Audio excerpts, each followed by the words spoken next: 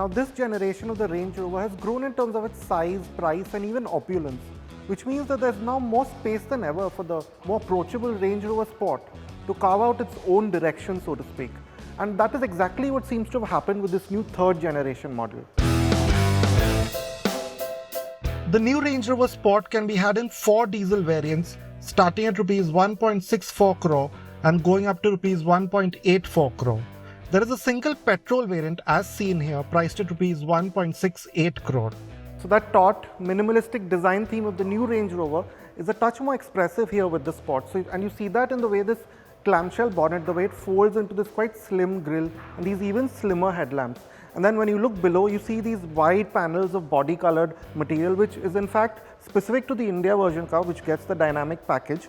So you have those, and then you have these copper highlights. They're quite subtly done over here on the bumper and as well as on the bonnet and on the fenders. So that simple but quite focused stance of the Range Rover Sport really comes out when you look at it in profile. It's grown a bit longer. It's now based on the same MLA Flex architecture as the regular Range Rover. So it's a bit longer, but more striking is the way this sort of roof line and this window line, they sort of slowly merge and it looks really sporty. And then there are the small details. For example, there's no beading here between the window and the body, so it looks really clean. And the way this body sort of shapes out like this, it gives us a really wide, tough stance. And then again, you have these flush door handles. The Vela started it. It's become like a regular Range Rover fixture. This one's here too. And specific to this version, it's an option. You get soft closed doors. And then when you come lower down, you realize that even though it's quite a sporty SUV, it's still a Range Rover. So even though you have tire sizes going up to 23 inches, they're still really quite thick rubber. This is a 22-inch tire, but it's got this quite thick rubber to it. It's an all-season tire. And then when you have the air suspension, standard on the Indian cars, they give you up to 281 mm of ground clearance. Now this minimalistic design theme of the new Range Rover Sport really comes into its own from this angle, where you see that there's really not a crease or even a sharp angle to be seen everywhere. It's just really great sculpturing, so it gives it that really taut, condensed look.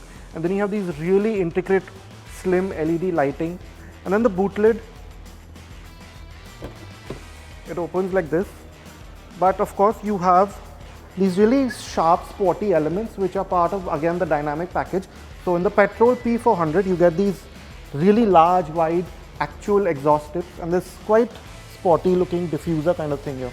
Now with the added length, the boot has actually grown in size by 55 litres. It's now a sizable 850 litres and you get quite a few EV usable functions with them. So of course you have this cover, but then with the air suspension, not only can you raise or lower the sill height, you can also just tumble the seats in a powered way, which is apparently a first for a Range Rover Sport. Now the Range Rover Sport can be had with 2 3-litre engine options. Again, they're shared with the regular Range Rover.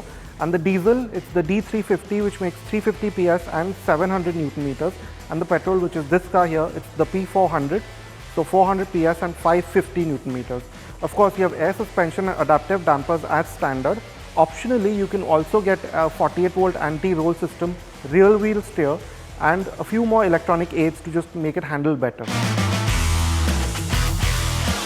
Now there's always been this gap between how the Range Rover Sport has felt compared to the regular full-size Range Rover, but now with this new generation, with so much shared between the two SUVs, that gap has shortened quite a bit, although the full-size Range Rover is still the last word in opulence. That said, the Range Rover Sport is now a much more nicer feeling space to spend time in, and that you see that immediately when you notice the materials that have been used. So for example, there's leather everywhere, soft materials, and then this really nice touch.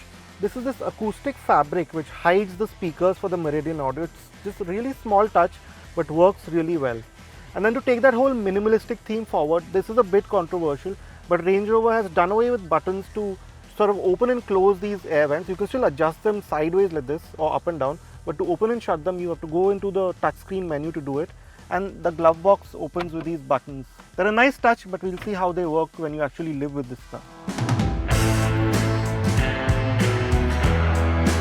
Now, as for the seating position, yes, it's quite different from the full-size Range Rover. You sit a bit lower, much more sportier, which goes very well with the theme of this car. Although you still have that really low sill Range Rover signature and a good view out the front. Again, another classic Range Rover trait. And then you come to these seats. They're really comfortable. They're heated, cooled, massaged. You get 22-way adjustment. So pretty much every body type will be comfortable here, and you get these really nice sort of headrests, which maybe on a long journey will be really quite helpful. Now, as for the tech that you get in the Range Rover Sport, again, it's the latest that Land Rover has to offer. So you get this new instrument cluster, which is a massive improvement over the ones we've seen earlier. It's again shared with the full-size Range Rover. It's 13.7 inches in size. It's got quite clear menus, very easy to navigate, unlike the earlier one. You get a fairly useful head-up display, and then you get this new Pivi Pro touchscreen. It's a massive improvement over what we've seen before, again shared with cars like the F-Pace and the new Range Rover.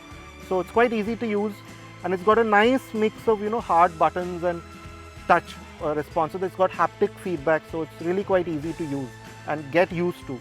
And of course, Range Rover started this, so you have this camera feed for the rear view, very useful whether you're driving regularly or going off-road. And then these buttons for the climate. They control the climate, they control the fan speed, they control the heated and cooled seats. So again, quite useful. This volume control, good storage spaces here. Now this car has a refrigerated compartment. It's an optional extra, but of course you can just get a regular compartment here as well. And then for the off-road modes, this dial comes up. So yeah, in terms of the way you interact with this car, it's really quite thoughtful with good hard buttons and nice screens to help you along with it.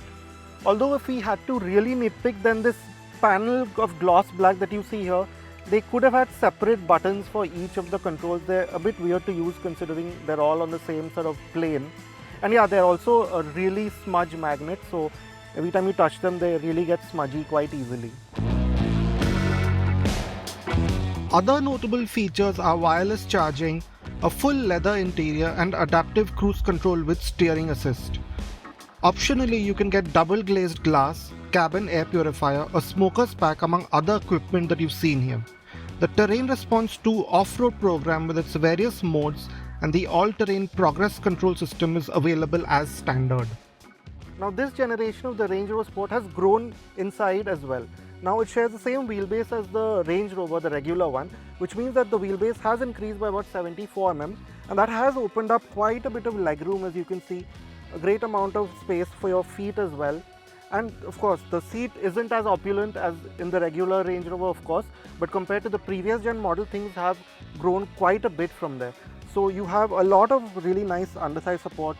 The seat cushioning is really nice. It's got these really nice contours, and you get a reclining function, which in its lowest position will go down to 37 degrees, which is quite a bit. And then yeah, you don't have a powered center console, but you have a pretty useful one in any case with these cup holders and a large space here. And then in certain models, when you option that, you get 4-zone climate control. It's been optioned in this particular car. You get USB type ports here, you get a charger here, and a full Euro spec 3-pin plug socket. Of course, you can use it with an adapter. And then you have this really large panoramic sunroof, sunshades, which are again optional. And just like the large full-size Range Rover, you get air vents here too, aside from the ones in the middle and near your feet. And of course, with the really useful hook here as well. So what do you think about the Range Rover Sport? Would you pick it, say, over a rival from Porsche or maybe an AMG? Let us know in the comments.